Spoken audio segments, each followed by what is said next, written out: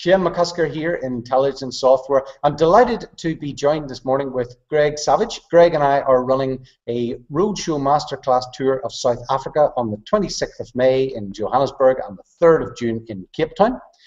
Greg, good morning. How are you? Shane, very, very well. How are you over there in sunny islands tonight? I'm good. I'm good. You can tell that we're sitting in different time zones, morning and evening. Greg, you regularly talk about the need for recruiters to adapt or die, and there's lots of recruiters watching this video today. Some will adapt and some will die. Who is going to die? Well, I think saying die is harsh, but you know, sometimes it's good to use strong words for effect. It is true, and I think we all accept this, that the market's changing. There's a lot of influences from customers, from technology, and from the economy. And what I see when I go around talking to my clients and getting involved with recruitment around the world is that there are some recruiters who are still doing things, what I like to say, 1999 style.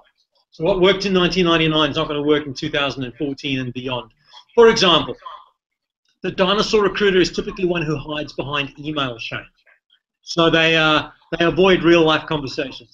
Now, of course, there's a place for email, but I'm talking about the recruiter who puts a shortlist and attaches it to an email, sends it to the client, and prays for a response. You know, they're not seeking out the opportunity to engage, because in actual fact, it's where you engage with the customer that you can have influence. That's one example.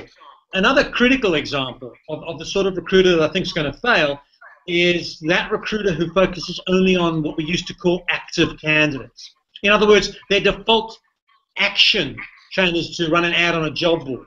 Now, per se, there may be nothing wrong with that, but if that's all you've got, if that's the only sort of arrow in your quiver, you will die, because it's going to become increasingly ineffective. And so they don't seek out talent, they don't headhunt, they don't build a community, they don't engage on social media, they don't look at Google searches, they don't deep internet search, they don't have anything else than going to their database and going to maybe a job board. So those are a couple of things. And the other thing that I notice about these guys is that they are social media phobes, and they come in two forms. Either they ignore social media and call it trivial and say it's not for them, which is a massive mistake. Now's not the time to say why, but it is. Or the other group embrace social media, but only as a means to avoid doing any real work. They're just tweeting nonsense all the time, and that's not social media.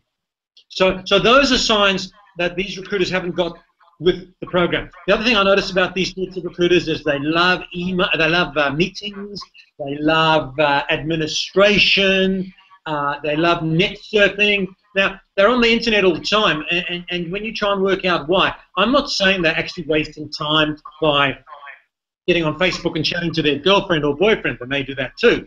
But they're constantly looking at company web pages and all sorts of stuff that's only vaguely relevant. You know, at the end of the day, we've still got to do the activities that drive sales. And these are some of the classic signs of the dinosaur recruiter. And the final one is they are resistant to change. In fact, they're more than resistant. In many cases, they actively sabotage change. And if anyone new joins the group who's got fresh ideas, they poo-poo them. If they have any success with their fresh ideas, then they say it was luck. They avoid training sessions. They say it's a waste of time. It's not for them. And I know anyone listening to this will recognize the sorts of behaviors that I'm talking about.